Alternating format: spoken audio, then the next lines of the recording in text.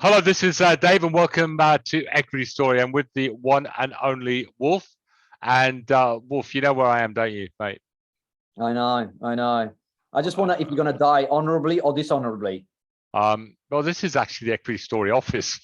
No, this is what goes on. Hang on. No, it's a bit scary. It's I got a feeling, right? You're going to be standing there, and instead of fighting, you're going to be running around, going. Ah! Well, I'll tell you what. Okay, back then they had gladiators, they had tigers, lions, but they didn't have inflation, did they? So it wasn't all that bad. They didn't have to worry about the CPI numbers in America. What a life. The only thing they had to worry about is whether they're going to get their head chopped off. Yeah, I know, but I think life was simpler back then, wasn't it? Oh, either head chopped off or not chopped off. Easy, right? Yeah, I don't think you would have made a good gladiator, actually, Wolf. You'd have been. I would pretend I'm dead. You'd have been up there in the stands with the thumb up or down. Yeah. Absolutely. Oh God, I would last 30 seconds on that field.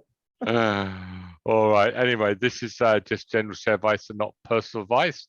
And let's get going. So, Mr. Wolf, we're talking about inflation numbers. Yep. First of all, let's CPI. Let's talk CPI, right? What happened last night in the US? Because the market sort of reacted negatively, but I think it's a positive what we saw yesterday. Maybe not as positive for the markets to go up. You know, they did beat the market slightly with the number, so it went from 6% to 5%. With the core inflation, I think actually going up slightly from 5.5 to 5.6. But generally speaking, the overall picture, inflation's coming down. Now, the Fed, I think, still more likely than not to raise interest rates next meeting. However, I have been reading various media outlets, economists saying that possibly there is a chance that there might be a bit of argument in the Fed, and it's not going to be unanimous, and it might potentially see a surprise halt for a month to see how the things go through. Wolf, so we'll see how it goes. Also, this issue you said on office blocks in America, it's interesting because a friend of a friend of mine, I've got many friends, but it was a friend of mine's friend. Anyway, it's a long story. Went to America, had 10 meetings, it was all in people's homes. The Americans have changed their whole mentality away from going to the offices, where we've actually gone back to the offices, unfortunately for companies like Equity Story, we've still got to pay office rent, but a lot of companies have moved away from that. In America, it's a different psyche. They've said that it works fine. Now, this is a major problem on the horizon. A major problem.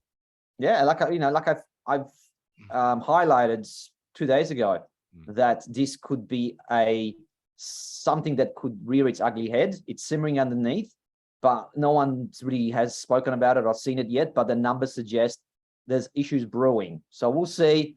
We're watching it, and maybe that's also a positive for gold, which we know there's some really good charts out there. Well, definitely, and you can see there are some good charts, and some of the best Northern Star is still looking good, right? And there's another one that was a little slight evolution, was slightly lagging the other guys, Wolf, and it's starting to play a little bit of a catch up. And if you see evolution once was trading at $6, you know what? It's quite interesting. If you look at Northern Star, it's sort of not too far. It's maybe 20% off the all-time highs. Yeah. Right. So and then if you strange because gold is all-time highs. Precisely, and then you look at evolution, it's still slightly less than half. So you think evolution could play catch up, wouldn't you? It's got the best leverage, right? That's what we're probably saying here. Yeah, definitely. So maybe, guys, if you're interested in gold and you're worried about what's going on in the world, evolution, I think, could be the one. Yep. All right. Wolf. So we've had some. So this inflation data, it's sort of reasonably. It wasn't terrible. There's a lot of hope in that. Positive, but maybe not positive enough. For the markets, so a little bit of a pullback. But I still think overall, if I'm looking at the longer term picture, buying for me for the long term on weaknesses on some of the good stories, that's what I'd be doing. But short-term stuff, it could be volatile. We could see swings and all sorts of different things happening. And if we maybe do have that crisis, Dave, on the commercial side of things in real estate in the US, we might have a bit of a pullback, right? So we'll see. But I'm definitely much more glass half full the more I see these sort of numbers than glass half empty. Now, what about NXT? Because you spoke about it with Claude yesterday. Absolutely fantastic price action, Wolf. And it's good to see the major brokers absolutely loving the story. And so you've got UBS now, target price up near those highs at $14.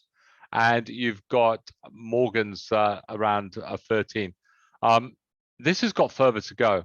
And we are trending this one at the moment.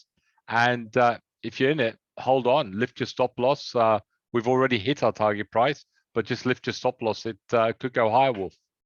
I agree. I think, it might not go higher tomorrow, but, if you take that scenario a little bit, extend that a view of how long I'm going to trading this for, so say to 6 months to the next update in August, because this is a very positive update. I think, you're probably looking at 13 as the next target for sure. Yeah, and I think you could put your stop loss somewhere at sort of 11.48 on the weekly, right? And target that 13. So I think it's got further to go. It looks absolutely superb. We've had some announcements out today. Yes. Corporate travel, big contract win in the UK, Wolf. Huge, actually. Yeah. So tell us about that. Well, look, first of all, congratulations to CTD. They are doing very well in the UK and Europe, continental Europe. So it looks good from that point of view. I'm still not a super fan of the company because of its acquisitive strategy of growth. I like the sector. I still like the travel space. I think overall is decent and positive. But, what I'm trying to say here is only trading still for me on CTD. So I'm going to leave this really up to you. I like the contract, but I'm still not enough for me to really get excited because it's still trading on quite hefty multiples. Okay, we'll see where it is by the end of the week, Wolfie. It's looking not bad at the moment, but we'll just give it a little bit longer. Lithium play with some good results.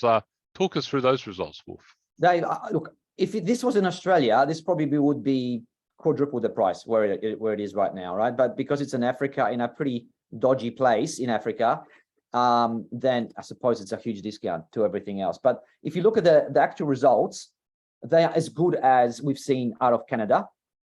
Look at that. I mean, 115 meters at a 1.74. This is high grade. This is really high grade. This is almost exceptional high grade. So you'd be going, yeah, this is lovely. But can they ever get this up and going? Is my question. Because of the position where it is, they probably have to have a lot of cash to give away.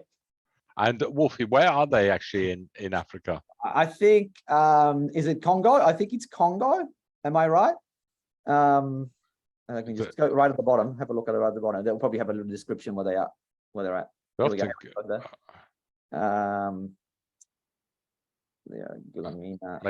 Maybe they're keeping it quiet.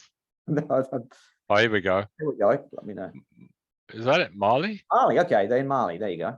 Mali. Well, Mali's not as bad as Congo. Is it? They've got different issues. Yeah, but they don't have sort of. They don't have the internal maybe issues, fighting, corruption. Chopping your head off. Chopping your head off. They've got that maybe that's Mali with insurgency of jihadists, right? That are roaming around. That's one of the issues over there.